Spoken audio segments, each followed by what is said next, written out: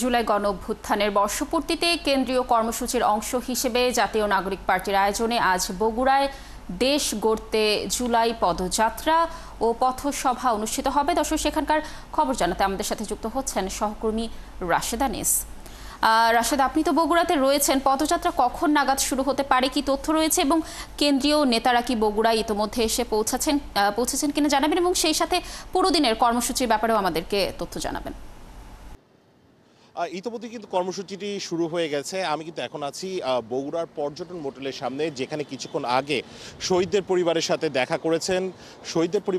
করেছেন জাতীয় নাগরিক পার্টির যারা নেতারা রয়েছেন তারা, এবং সেখানে কিন্তু শহীদদের পরিবারের সাথে দীর্ঘক্ষণ তাদের সাথে কথা হয়েছে, মত বিনিময় হয়েছে, আশ্বাস দেওয়া হয়েছে যে নির্বাচনের আগে কোনো রকমের কোনো বিচারের আগে কোনোভাবেই নির্বাচন হবে না বা হবে না এরকমভাবে। আমি যদি একটু কথা বলার চেষ্টা করি, আমার সাথে আছেন জাতীয় নাগরিক পার্টির সিনিয়র যুগ্ম সদস্য সচিব তাসনিম জারা। আমি যদি একটু জিজ্ঞেস করি, আপনারা ভেতরে মিটিং হলো, দেখলাম শহীদ পরিবারের সাথে বসেছিলেন, কি কি বিষয়ে কথা হলো?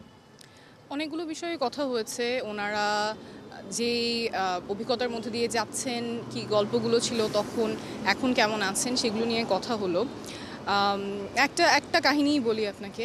একজন শহীদের পরিবার এসেছিলেন, ওনার ওয়াইফ, ছেলে মেয়ে, নাতনি সবাই সহ এসেছিলেন। তো ওনারা বলছিলেন যে তাদেরকে না জানিয়েই কিন্তু উনি বের হয়ে গেছেন।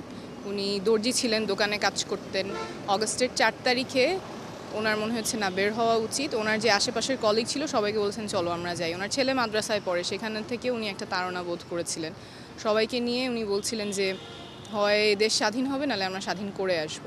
এই যে মানুষের মধ্যে একদম স্পন্টেনিয়াস যে আকাঙ্ক্ষা ছিল যে আমরা এই অন্যায় মেনে নিতে পারি না, আমাদের অন্যায়ের প্রতিবাদ করতে হবে, সেখান থেকেই কিন্তু এত মানুষ রাস্তায় নেমে এসেছিলেন। এবং এটার কথাই আমরা বারবার বলছি যে গণঅভ্যুত্থানের আকাঙ্ক্ষা শুধুমাত্র ক্ষমতা বা শাসক পরিবর্তনের জন্য না, ব্যবস্থাটা যাতে পরিবর্তন হয়। আমাদের যে বর্তমান ব্যবস্থা আছে, যেটা এরকম স্বৈরশাসক ফ্যাসিবাদ প্রতিষ্ঠা করার ক্ষেত্রে কোনো বাধা হয়ে দাঁড়ায়নি, এই ব্যবস্থাটা তো অটুট থাকতে পারে না। এই ব্যবস্থাটাকে আমাদেরকে পরিবর্তন করতে হবে। বিচারের বিষয়ে কোনো কিছু বলেছে কিনা? আমরা যতটুকু শুনেছি যে আপনাদের কাছ থেকে আসলে বিচারের আশ্বাস চেয়েছে, এখন পর্যন্ত 1 বছর পেরোনোর পরও বিচার হয়নি। এটা তো আমরা বারবারই বলছি, ওনাদের কাছ থেকেও বারবার আসছে যে যেই অভিজ্ঞতার মধ্যে দিয়ে ওনারা গিয়েছেন, যতখানি ট্রমার মধ্যে দিয়ে গিয়েছেন, আসলে কারো সন্তান হারানো, কারো বাবা হারানো তো এমনিতেই কষ্টকর অভিজ্ঞতা, কিন্তু রাষ্ট্রের হাতে যদি তারা খুন হয় সেটা মেনে নেওয়া তো খুবই কঠিন, এবং সেখানে বিচার চাওয়াটা তো একেবারেই স্বাভাবিক বিষয়। তো ওনারা চাচ্ছেন যাতে বিচারটা ওনারা দেখতে পারেন এবং দ্রুত যাতে এই বিচারের একটা ভিজিবল রূপ ওনারা দেখতে পারেন। কেমন লাগছে এই পদযাত্রা হচ্ছে, বিভিন্ন জেলায় জেলায় ঘুরছেন, 29 দিনে 64 জেলায় ঘুরবেন? মানুষের কাছে যেতে পেরে, কথাগুলো শুনতে পেরে, তাদের দোরগোড়ায়, তাদের উঠানে বসে, আমরা কালকে সাঁওতাল গ্রামেও গিয়েছিলাম, বিভিন্ন জায়গায় মানুষ আমাদের কাছে আসছেন, যে জায়গায় আসতে পারছে না আমরা যাওয়ার চেষ্টা করছি, মানুষের কথাগুলো শুনছি, আশা আকাঙ্ক্ষার কথা শুনছি, স্বপ্নের কথা শুনছি, সমস্যার কথা শুনছি, আর মানুষের স্বতঃস্ফূর্তভাবে আমাদের সাথে তাদের মনের কথাগুলো শেয়ার করছেন। এটা আমার কাছে খুবই খুবই অর্থবহ মনে হচ্ছে। অসংখ্য ধন্যবাদ। কথা বলছিলাম তাসনিম জারার সাথে।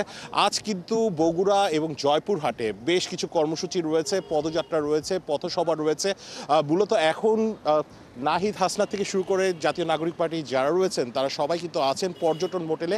সেখান থেকে অল্প কিছুক্ষণের মধ্যে তারা যাত্রা শুরু করবেন এবং পলিটেকনিকে সামনে যেয়ে কিন্তু তারা পদযাত্রা শুরু করবেন। মোটামুটি পুরো বগুড়া যেই সদরটি রয়েছে সেই পুরো সদরটি কিন্তু তারা পদযাত্রা করবেন এবং 7 মাথায় যেয়ে কিন্তু তারা পথসভা করবেন, এরকম একটি পরিকল্পনা রয়েছে। এরপর কিন্তু জয়পুরহাটে যাওয়া হবে এবং জয়পুরহাটেও কিন্তু পথসভা এবং পদযাত্রা রয়েছে। তারপর কিন্তু নওগাঁয় যাওয়া হবে। যেমনটি হচ্ছে এই 29 দিনে 64 জেলার যে কর্মসূচি রয়েছে, সেই 29 দিনে 64 জেলার কর্মসূচিগুলোতে মূলত কিন্তু প্রতিদিন তারা 3-4টি জেলায় ঘুরছেন। যেমন গতকাল কিন্তু তারা সাঁওতাল পল্লীতে গিয়েছিলেন এবং সেখানে সুবিধাবঞ্চিত যেসব মানুষরা ছিলেন সেই সুবিধাবঞ্চিত মানুষদের সাথে তারা কথা বলেছেন। যাদের দিকে আসলে কেউ তাকায় না সেই মানুষগুলোর সাথে কিন্তু তারা কথা বলেছেন, সেই মানুষগুলোর পাশে দাঁড়িয়েছেন। নাহিদ ইসলাম জাতীয় নাগরিক পার্টির আহ্বায়ক, তিনি কিন্তু বলেছেন যে তিনি ভোটে জিতে আসেন বা না আসেন, তিনি কিন্তু এইসব সুবিধাবঞ্চিত মানুষদের কাছে পাশে থাকবেন। আমরা দেখেছি নাসিরউদ্দিন পাটোয়ারি, হাসনাত আবদুল্লাহ, তারা কিন্তু বলেছেন, তারা ফোন নাম্বার পর্যন্ত দিয়ে এসেছেন, বলেছেন আপনারা যদি কোনো রকমের কোনো সমস্যা বা কোনো কিছু কোথাও পড়েন তাহলে আমাদেরকে একটু হলেও অবগত করবেন।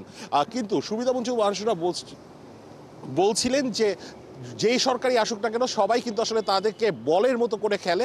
এই নিয়ে কিন্তু আমার একটি প্রতিবেদনও আছে। লাবণী। রাশেদা আনিস, ধন্যবাদ আমাদের সাথে যুক্ত থাকার জন্য। আপনি থাকুন সেখানে, নিশ্চয়ই আমরা আরও তথ্য জানবো এই পদযাত্রার আপনার মাধ্যমে এবং পরবর্তী সংবাদ সংযোগগুলোতে আপনার সাথে যুক্ত হওয়ার চেষ্টা করব।